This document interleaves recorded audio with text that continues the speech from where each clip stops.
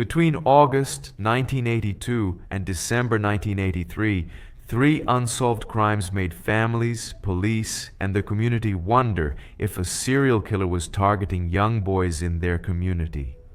The first crime happened in the state of Maine and the other two in Nebraska, about 1,000 kilometers away and almost a year apart.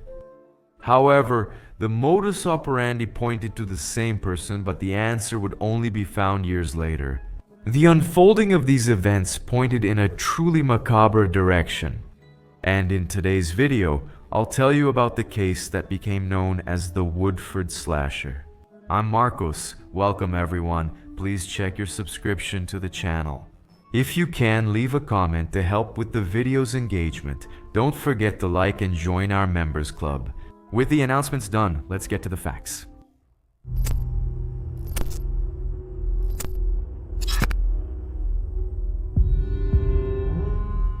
Richard Stetson was born on March 5, 1971, and was known to everyone as Rick. A cheerful child with lots of friends who loved to race bicycles around the neighborhood. Rick was a small boy with red hair and freckles. On August 22, 1982, when he was 11 years old, the boy went out to ride his bike near his home in Portland, Maine, when he disappeared. Witnesses said they saw the boy riding along a well-known trail in the area, but after that he never returned home. His mother reported his disappearance around 7 o'clock that evening, and the next day a driver passing by the area found something on the shoulder of Interstate 295. Unfortunately, it was the lifeless body of Rick Stetson. Initially, it was thought that the young man had been hit by an unknown vehicle. But after the autopsy, it was determined that Rick met a much more brutal fate. The medical examiner revealed that the boy had been tortured and then stabbed in the abdomen. Acute blood loss was the cause of death. In addition, the body had several human bite marks.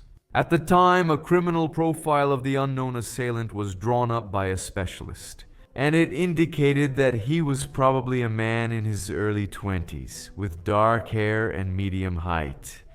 The few witnesses in the Rick case gave a similar description of a suspect, and they stated that they saw someone similar following the boy on the day of his disappearance. The police conducted tireless searches until they finally identified a likely suspect. However, the bite mark pattern of this person did not match the marks found on Rick's body, and with no other suspects or leads, the case gradually went cold. Danny Joe Eberle was born on January 12, 1970 in Bellevue, Nebraska. He was an intelligent young man with blonde hair and blue eyes. When he was 13, Danny and his younger brother decided to work delivering newspapers. Their goal was to save money so they could buy accessories for their bicycles. The brothers usually made the deliveries together, but on September 18, 1983, Danny's brother had a cold, so he went alone around 6 o'clock in the morning to do the job. After delivering newspapers to 3 houses, he simply disappeared. The other residents found it strange when they didn't see the newspapers that morning, and one of them called Danny's parents to find out what had happened. The police were quickly called, and 4 officers went out to search for the young man. Later that same day, they found the bicycle and about 60 newspapers near a forest, but Danny was nowhere to be found. As a standard procedure, the FBI was then notified as they considered the disappearance to be a kidnapping case. Then a large search began throughout the region by the FBI, who were assisted by the fire department, police officers, neighbors, family, and friends. 3 days later, Danny's body was found. He was tied up, gagged, and partially dressed. The autopsy revealed that he was tortured and then stabbed in the abdomen, as well as having human bite marks all over his body. The stab wounds reached his lungs, liver, and heart.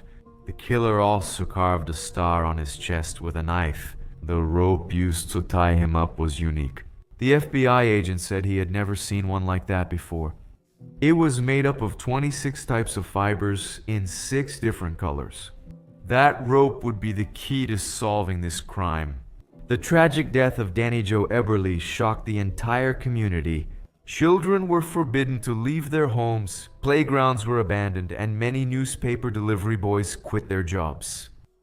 To say that this heinous murder changed the small town would even be an understatement. It completely terrified all the residents. But the nightmare was far from over. 2 months later, another similar crime happened.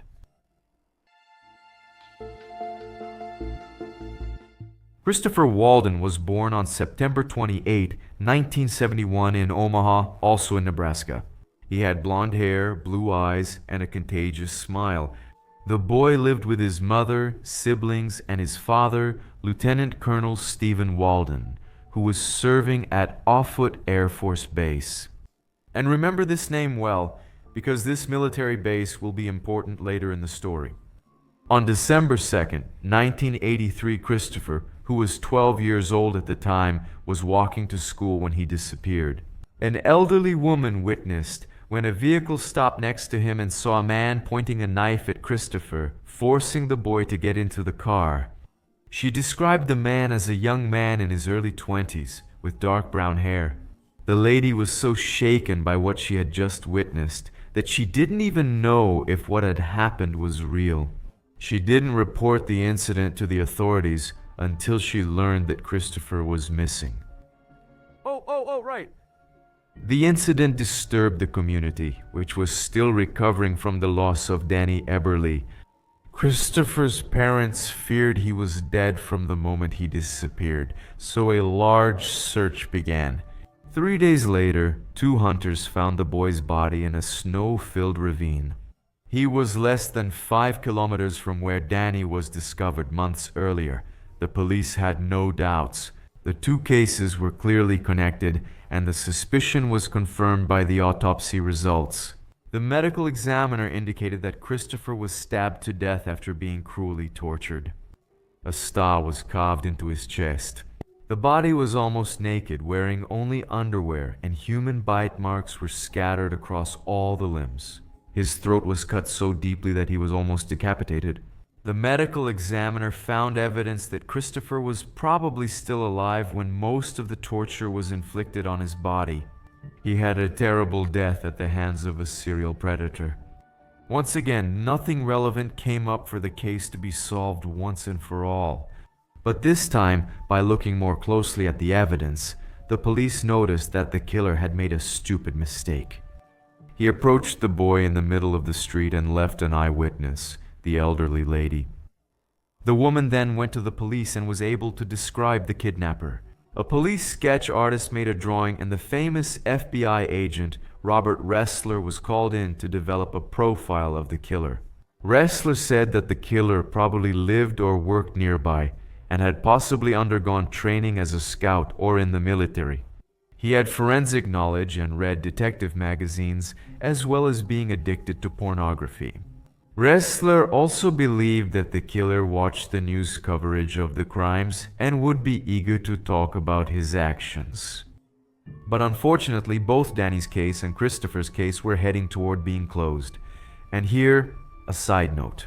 For those who don't know, Agent Ressler worked on several famous cases such as Dahmer, Bundy, Chase. Anyway, the guy was really good. He also helped Thomas Harris when he was writing The Silence of the Lambs. The guy helped to create the profile of the cannibal killer, Hannibal Lecter. On January 11, 1984, Barbara Weaver arrived at her workplace, a local daycare center. While she was getting ready to welcome the class, she noticed a car driving around the area. Barbara went outside and wrote down the license plate number. The driver then stopped and reversed, approaching the girl. He lowered the window and asked for directions. When Barbara approached, the man pulled out a knife and attacked the woman, who was grazed on the arm. Barbara ran away and the man started shouting, "Come back here or I'll kill you." The woman managed to escape with the criminal's license plate number. When the police were informed of the incident, they were able to quickly track the license plate. The vehicle belonged to a man named John Joubert. Less than 2 hours after attacking Barbara, The military police arrested John Joubert at his barracks on Woodford Air Force Base, the one I mentioned up there. John Joseph Joubert IV was born on July 2nd, 1963 in Lawrence, Massachusetts. He was the son of Joseph III and Beverly Joubert. He also had a younger sister named Jane. John was a highly intelligent child who started reading at the age of 3, and by the age of 5 he was already devouring all the books in the library. His estimated intelligence quotient was 125.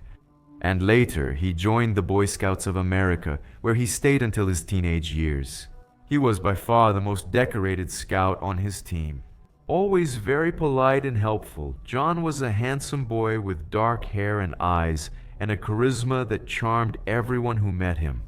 However, beneath all that perfection, true evil was hidden.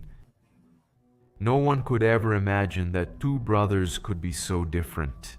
As an adult, Jane would become a decorated police officer, while John would turn into a real monster. When he was only 6 years old, the boy witnessed his father trying to strangle his mother.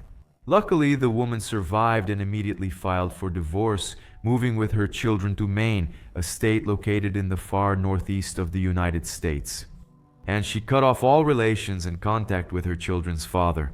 The truth is that John had already shown behavior indicative of sociopathy from a very early age. At the age of 6, he fantasized about stabbing his nanny to death. Later, he would claim that he fantasized about torturing her and eating her body. At the age of 8, the boy said he dreamed of becoming a mass murderer. He also imagined kidnapping, abusing, and torturing strangers until they begged for help. Soon, John began trying to put some of these disturbing fantasies into practice. Notice here that it has nothing to do with the fact that he witnessed his mother being assaulted by his father. The thing here is innate. Some psychologist out there, please correct me if I'm saying anything wrong here. We, on one hand, don't know the father's background, right? If that episode of aggression was isolated or if it was something usual. But in any case, it's concerning. Genetics, maybe? I also don't know if that's possible. Also, if any psychologist could please comment on this as well. I'll pin it in the comments, okay? Well, guys, continuing here. At the beginning of his teenage years, he was already known for being a cruel bully. He would beat up his classmates for no reason. But when adults were around, he would show that captivating charisma that could manipulate anyone around him, right? With that innocent-looking face. When he was 13, he stabbed a 9-year-old girl with a pencil. The girl screamed in pain, and John later confessed that he got sex. Sit. Right, with that. Unfortunately, I can't say it here so I don't lose reach. You guys know what I mean, right? The next day, he decided to cut another girl with a razor blade. And once again, he said he got in that state you guys already understand, right?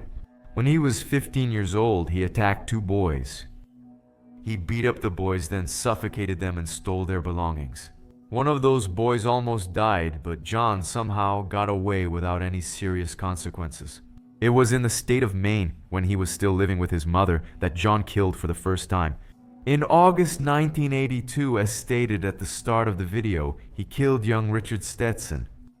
When he finished high school, he enlisted in the Air Force and was stationed at Woodford Air Force Base located in Nebraska. There he committed 2 other crimes, one in September of '83 when he attacked Danny Joe, and another in December of '83 taking the life of Christopher Paul. In fact, Christopher's father was also stationed at the same military base as John. The authorities quickly started connecting the dots, right? Not just the 2 crimes in Nebraska, but also Rick's death in Maine. As we saw, he was arrested in January '84 after attacking teacher Barbara. When brought in for questioning, the police realized that John fit the profile of the killer wanted by the FBI, known as the Woodford slasher. In fact, he matched the profile so well that he became an immediate suspect. John was 20 years old, had been a scout leader, was in the military, read detective magazines, and was addicted to pornography. So, the guy fit perfectly into that criminal profile created by Robert Ressler a year earlier. A search warrant was then executed on his vehicle. The officers found several strands of hair there, a piece of rope that matched the one used to tie up Danny Eberle. The FBI was then able to determine that the rope was made in South Korea, specifically for the United States military. In his room there at the military base, the police also found a knife and other pieces of the same rope. This gave the detectives enough evidence to feel confident that John Joubert was indeed the Woodford slasher. His intelligence quotient must have been high, but maybe not as high as his ego, right? For him to keep those things in his usual places like his car and elsewhere. During questioning, he confessed to attempting to rob Professor Barbara. But when the detectives asked if he was aware of the murders of Danny and Christopher, John just smiled. He said he knew about those cases, but denied involvement. However, he became visibly excited when he saw the photos of the crime scenes. Next, John was confronted about the rope he claimed had been given to him by the main scout leader. But under pressure, he finally confessed to the murders, including that of the boy Rick in his hometown. After that, John went on to give a full confession which was recorded. On July 3, 1984, one day after turning 21, John Joubert pleaded guilty to the murders of Rick Stetson, Danny Joe Eberle, and Christopher Walden.